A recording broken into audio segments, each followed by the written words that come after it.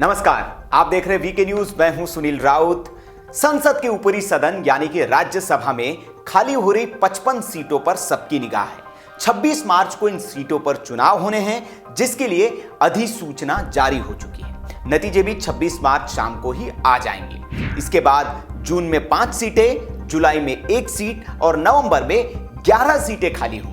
साथ ही यूपी की ओर से नामित वरिष्ठ वकील केटीएस तुलसी भी इस साल रिटायर्ड हो जाएंगे, यानी कुल 73 सीटें राज्यसभा की इस साल भरी जाएंगी। इसी के चलते खाली हो रही सीटों के लिए अभी से दौड़ शुरू हो गई है।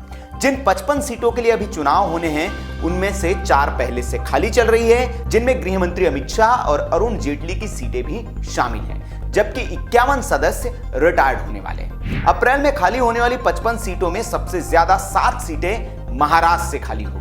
इसके अलावा तमिलनाडु की 6 सीटें, पश्चिम बंगाल और बिहार की 5-5 सीटें, गुजरात और आंध्र प्रदेश की 4 सीटें, ओडिशा, असम, राजस्थान, मध्य प्रदेश और हरियाणा की 3-3 सीटें, झारखंड, छत्तीसगढ़ और तेलंगाना की 2-2 सीटें और मणिपुर, मेघालय और हिमाचल प्रदेश की 1-1 सीट शामिल है। इस तरह जून में खाली होने वाली 5 सीटों में से 4 कर्नाटक की है, 1 अरुणाचल प्रदेश की है। जुलाई में मिजोरम से 1 सीट खाली होगी, तो वही नवंबर में 11 सीटों पर चुनाव होगा, जिनमें से सबसे ज्यादा 10 उत्तर प्रदेश से हैं और 1 उत्तराखंड की सीट है। अप्रैल में खाली होने वाली सीटों के लिए उम्मीदवारों के नामों का ऐलान भी होना शुरू हो चुका है। ओडिशा से बीजेडी यानी कि बीजू जनता दल ने और बीजेपी ने अपने अपने उम्मीदवारों का ऐलान कर दिया है। बीजू जनता दल की ओर से डॉक्टर अमर पटनायक और डॉक्टर सस्मीत पात्रा उम्मीदवार होंगे।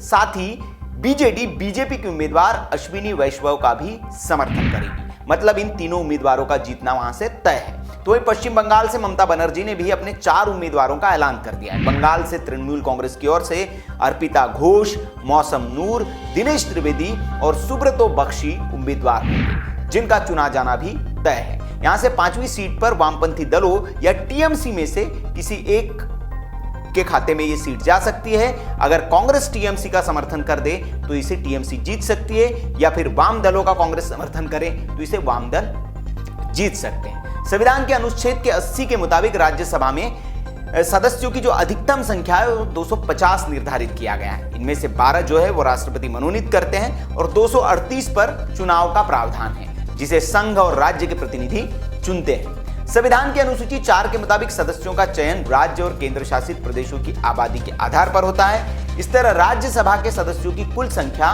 233 ही तय हो सकती है, जबकि 12 सदस्य राष्ट्रपति मनोनीत करते हैं। इस हिसाब से वर्तमान में राज्यसभा के में कुल सदस्यों की संख्या 245 है। वर्तमान की बात करें तो राज्यसभा में कुल 239 सदस्य हैं, जिनमें बीजेपी के पास सबसे ज्यादा 82 सदस्य हैं, जबकि कांग्रेस के पास 46 सदस्य हैं। बीजेपी के सहयोगियों की बात करें तो अन्ना द्रमुक मतलब जयललिता वाली AIADMK, JDU, Shiromani Akali Dal, Assam Gana Parishad, Bodoland people front, बीजेएफ, Ramvilas Paswan की एलजेपी, रामदास अठावले की आरपीआई और सिक्किम डेमोक्रेटिक फ्रंट के 25 सदस्य, जो एनडीए की संख्या को 107 तक पहुंचा देते हैं। इसके अलावा नवीन पटनायक की बीजेडी और वाईएसआर कांग्रेस भी राज्यसभा में हमेशा बीजेपी का ही साथ देती है, जिससे बीजेपी बहुमत के आसपास पहुंच जाती है। वर्तमान की 55 सीटों की बात करें तो इनमें से बीजेपी के 13 उम्मीदवारों के जीतने की प्रबल संभावना है। हालांकि बीजेपी हरियाणा और मध्य प्रदेश में एक अतिरिक्त सीट जीतने पर जोर लगा रही है। अगर ये सीटें भी बीजेपी जीत जाती है तो यह आंकड़ा 15 पार कर सकता है। वर्तमान में बीजेपी के 18 सदस्य रिटायर्ड हो रहे हैं, जिनमें से बीजेपी के 13 से 15 नए सदस्यों के जीतकर आने की उम्मीद है। मतलब बीजेपी को 5 से 3 सीटों का यहां नुकसान हो रहा है। इसकी वजह है क्योंकि उसके हाथ से मध्य प्रदेश, छत्तीसगढ़ और गुजरात जैसे राज्यों में जो उसको नुकसान हुआ है, हरियाणा जैसे राज्यों में उसको नुकसान हुआ है, इसकी वजह से ये सीटें उसकी घट रही है। वहीं प्रमुख विपक्षी दल अगर कांग्रेस की बात करें तो उसे भी फायदा होते नहीं दिख रहा है। इतने राज्य जीतने के बाद भी अभी उसके 46 सदस्य हैं। चुनाव में उसे 10 सीटें मिलने की संभावना है, जबकि उसके 11 सदस्य रिटायर्ड हो रहे हैं। मतलब उसको भी यहां पर 1 सीट का नुकसान हो रहा है। बीजेपी को महाराष्ट्र में अगर हम राज्यवार बात करें तो बीजेपी को महाराष्ट्र से 2, शिवसेना को 1 सीट मिल सकती है, तो यहाँ एनसीपी को 2 और कांग्रेस को 1 सीट मिल सकती है, जो 7 सीटें खाली होने वाली उसमें से। अगर वहीं पश्चिम बंगाल की बात करें तो यहाँ पर टीएमसी को 4 सीटों पर जीत मिलने की पूरी उम्मीद है। जैसे पहले हमने बताया 5वीं सीट पर कांग्रेस समर्थन अगर देती है तो ये भी सीट ममता को मिल सकती है। वैसे कांग्रेस ने संकेत दिया है कि अगर माकपा सीताराम येचुरी को मैदान में उतारती है तो वो कांग्रेस उनको समर्थन करेगी। लेकिन वहां पर अभी सीताराम येचुरी के नाम पर विवाद चल रहा है, इसलिए अभी ये तय नहीं है। बिहार की बात करें तो यहां से जनता दल यूनाइटेड यानी कि जदयू और बीजेपी गठबंधन को 3, जबकि राजद जो लालू प्रसाद यादव की पार्टी है उसको 2 सीटें मिल सकती हैं। तमिलनाडु में 6 सीटों में से ऑल इंडिया अन्ना द्रमुक मुनेत्र कड़कम जो है AIDMK और द्रविड़ मुनेत्र कड़कम DMK को 3-3 सीटें मिलने की संभावना है। मध्य प्रदेश से बीजेपी और कांग्रेस दोनों को अपनी मौजूदा संख्या के हिसाब से 1-1 सीट मिलने की संभावना है। तीसरी सीट पर यहां टक्कर होगी क्योंकि बीजेपी ने इस पर उम्मीदवार उतारने का ऐलान कर दिया है। ऐसे ही हरियाणा में भी बीजेपी ने 3 सीटों पर अपने उम्मीदवार उतारने का ऐलान किया है।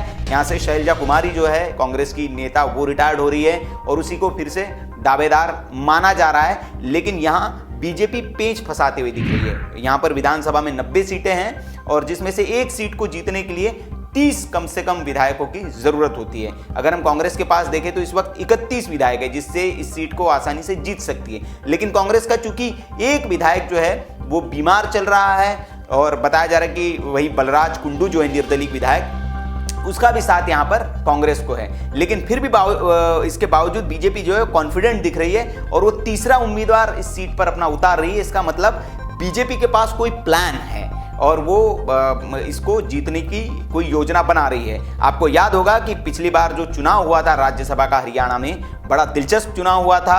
RK आनंद बनाम सुभाष चंद्रा के बीच का जो मुकाबला था काफी चर्चित रहा था क्योंकि इसमें कांग्रेस को हराकर बीजेपी समर्थित जो सुभाष चंद्रा उम्मीदवार थे वो चुनाव जीत गए थे। इसलिए हो सकता है कि इस बार भी बीजेपी ऐसा ही कुछ उलटफेर करे और जो नतीजे यहां से आए वो चौंकाने वाले हो, कांग्रेस के लिए भी और देश की जनता के लिए भी। तो ये सारा राज्यसभा का समीकरण है, सिनेरियो है। और जो साल के आखिर में जो सबसे ज्यादा सीटें उत्तर प्रदेश से खाली होगी उसमें बीजेपी को बम्पर फायदा होगा और सारी की लगभग उसमें से 10 सीटें जो है वो बीजेपी के 9 सीटें या 9 सीटें जो है वो बीजेपी के खाते में जा सकती है पूरी की पूरी। तो तब बम्पर फायदा बीजेपी को होगा, लेकिन अभी थोड़ा सा बीजेपी पिछड़ती हुई दिख रही है। इसके बावजूद इस साल बीजेपी बहुमत पार राज्यसभा में नहीं कर पाएगी, बहुमत के आसपास वो पहुंचते हुए दिख रही, लेकिन हाँ राज्यसभा में सबसे बड़ी पार्टी बीजेपी होगी और कांग्रेस सिमटते सिमटते पीछे होती जा रही है। तो ये पूरे राज्यसभा की स्थिति है। तो आपको ये वीडियो कैसा लगा आप हमें जरूर बताएं कमेंट बॉक्स में। अगर आपके कोई सुझाव है तो वो भी आप बता सकते हैं और आपको ये वीडियो अच्छा लगा हो तो इसे शेयर करें, ज्यादा से ज्यादा लोगों तक पहुंचाएं ताकि वे भी जो राज्यसभा का चुनाव है उसके बारे में जान सके। और ऐसी खबरों के लिए आप हमारे चैनल को सब्सक्राइब कर दीजिए और देखते रहिए वीके न्यूज़।